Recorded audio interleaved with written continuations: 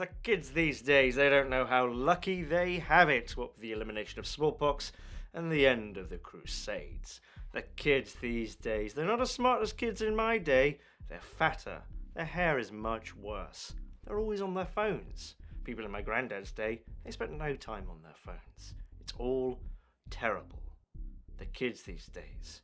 My goodness, we must be for a reckoning. This is probably the end of the world. The kids these days. That's right. I'm not moaning about the kids these days. I'm moaning about the moaning about kids these days. Meta. And therefore better. You owe me money for that, Zuck.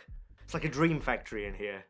Get the Pepsi people on. I've got some ideas. And then the black child and the white child come together on a piano and live in harmony. It's a big piano, capable of sustaining life.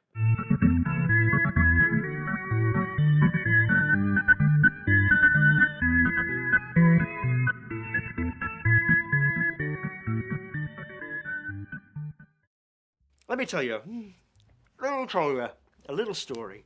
Oh, does that make me more human, do you think? Like everyone on YouTube is just like staring dead-eyed into, a void, talking to someone like there's anyone there. And maybe if I do this a bit more and... Am I more relatable now? This is what I'd be doing in real life. If you were sat there talking to me, I'd be like, yeah? Oh, yeah. Oh, that's it. Wow, that's really interesting, yeah. Really? Uh-huh. Oh, wow. Yeah, no, I'm listening. Yeah, I'm listening.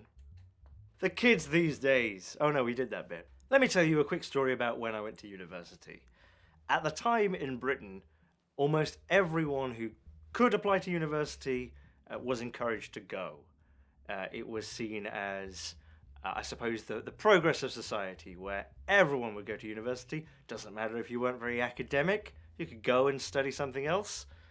Used to be you'd go to a polytechnic and, learn how to become, I don't know, like a master carpenter. But they decided, no, working class jobs, there. What you should do is get a degree in surfology. So anyway, I went to what was called the Thames Valley University. It had a terrible reputation academically, but it had a course that I was actually interested in.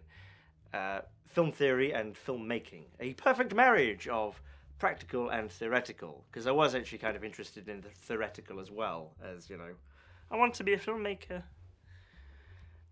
So little did I realise, but what actually happened was a huge amount of people were encouraged to go to university, but also went to university with no real plan of finishing.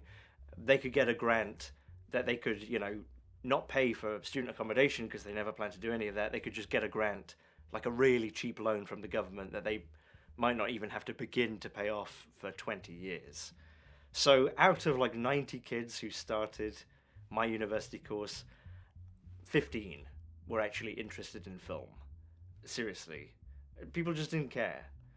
But it wasn't just that. The academic side was fine. The theoretical side was fine. I was taught film theory by people doing their PhDs and by doctors.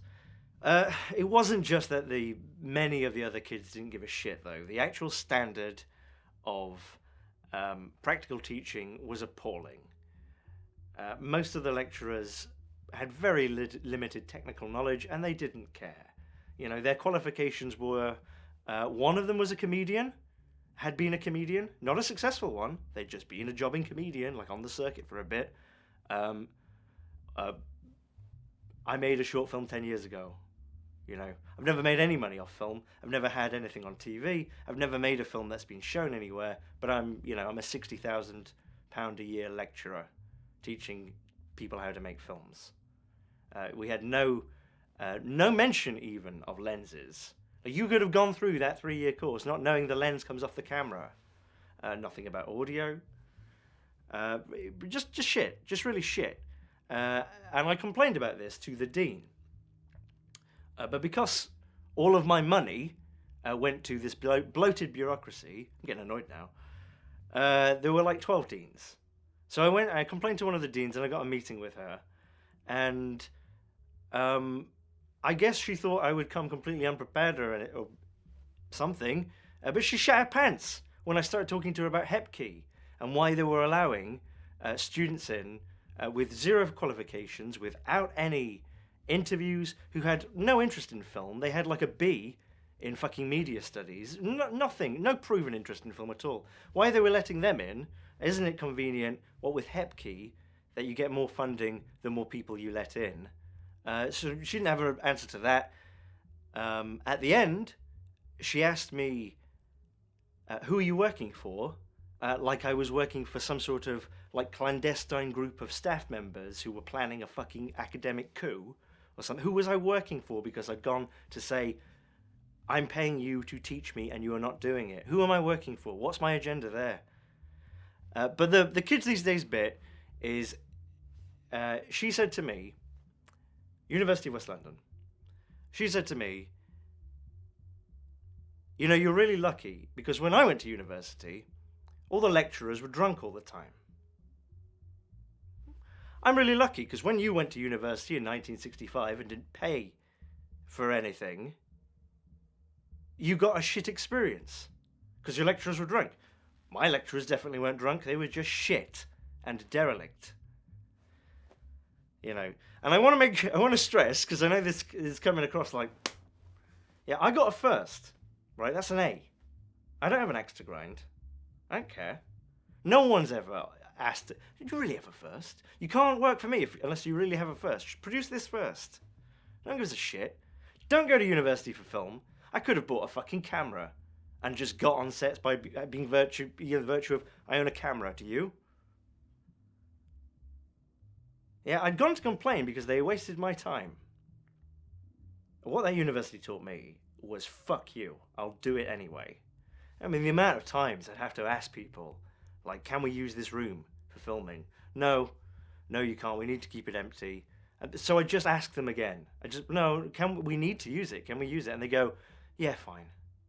And that person's getting paid by the administration to do what? I'm in my happy place.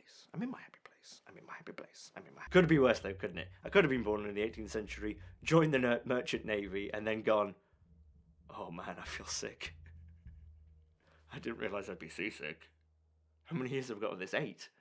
So there is in fact a scientific study behind this, which I will link in the description, like you're going to look.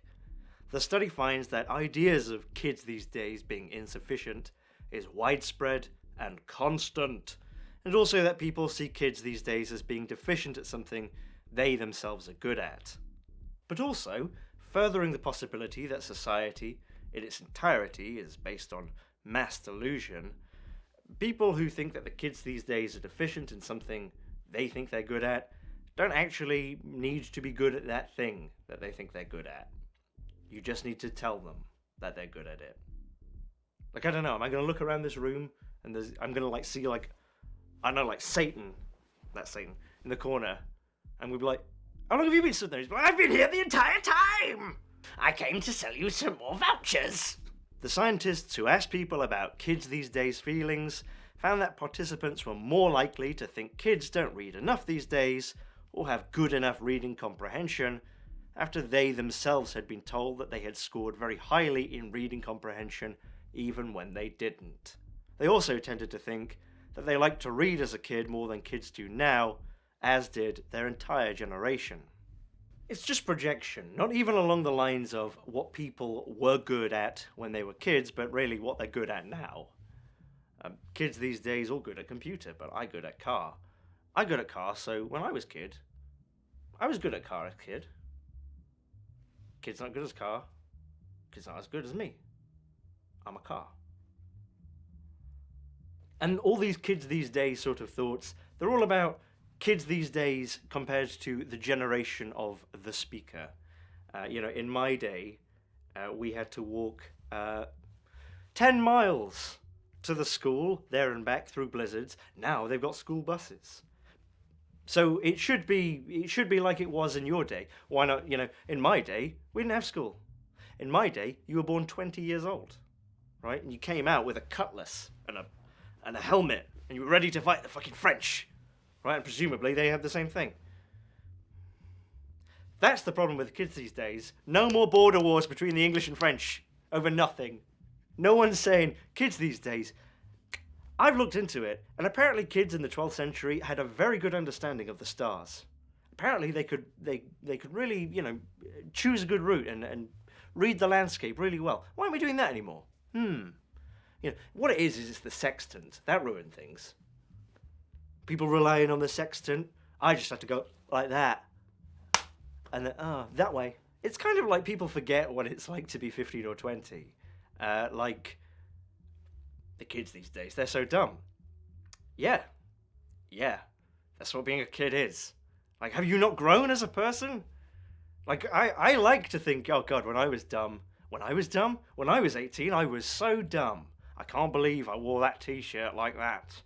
Like, fucking going, I am colonial. I can't believe I did that. That was never going to get me laid. Yeah. Now that I can see that, I have grown as a person.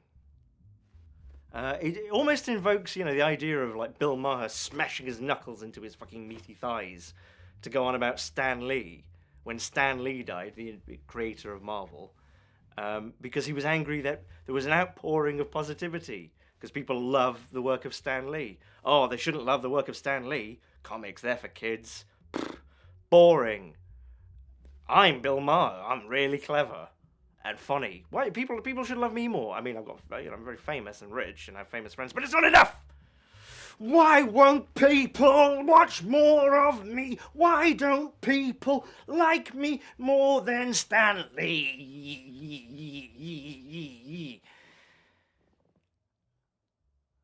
Stan Lee, this town ain't big enough for the both of us, but he's dead.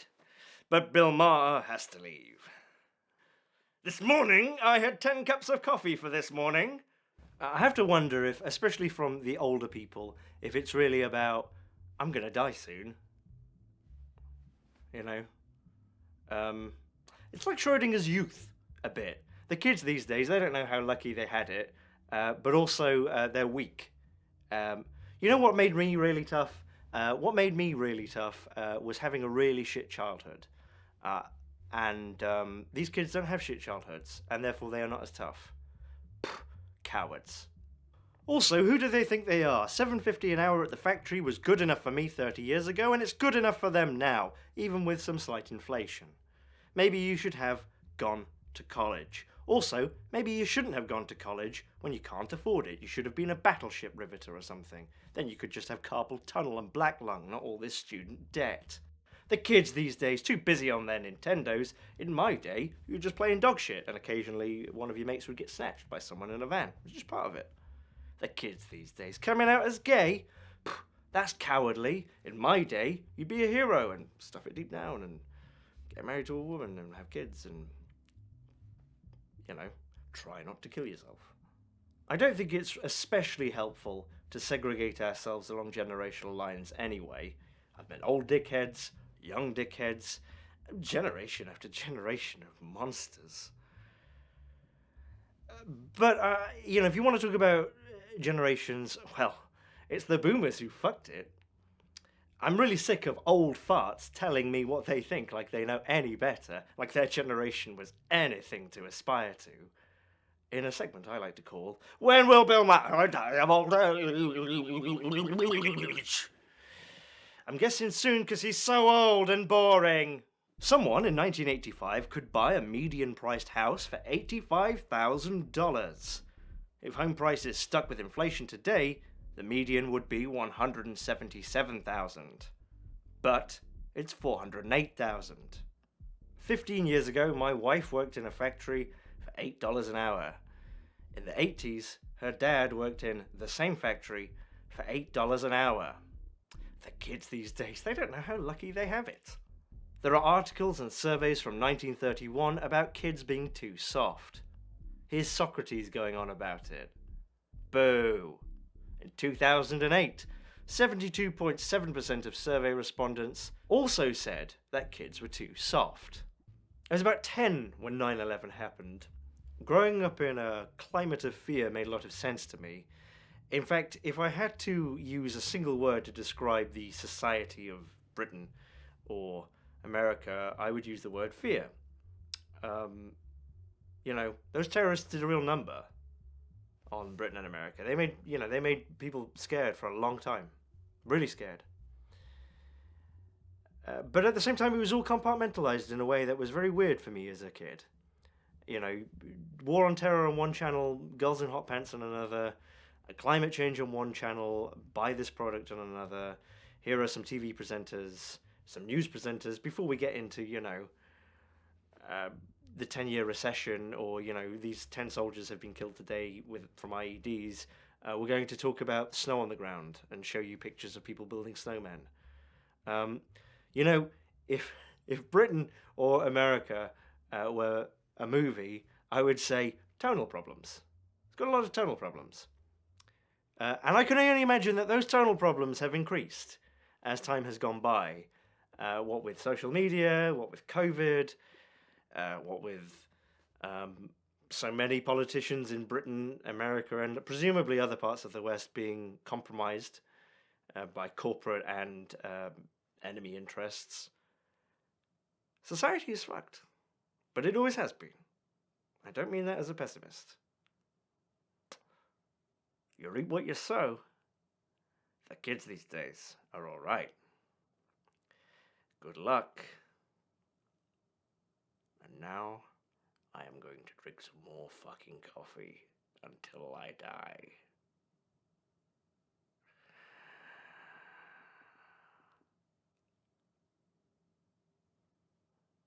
Fear.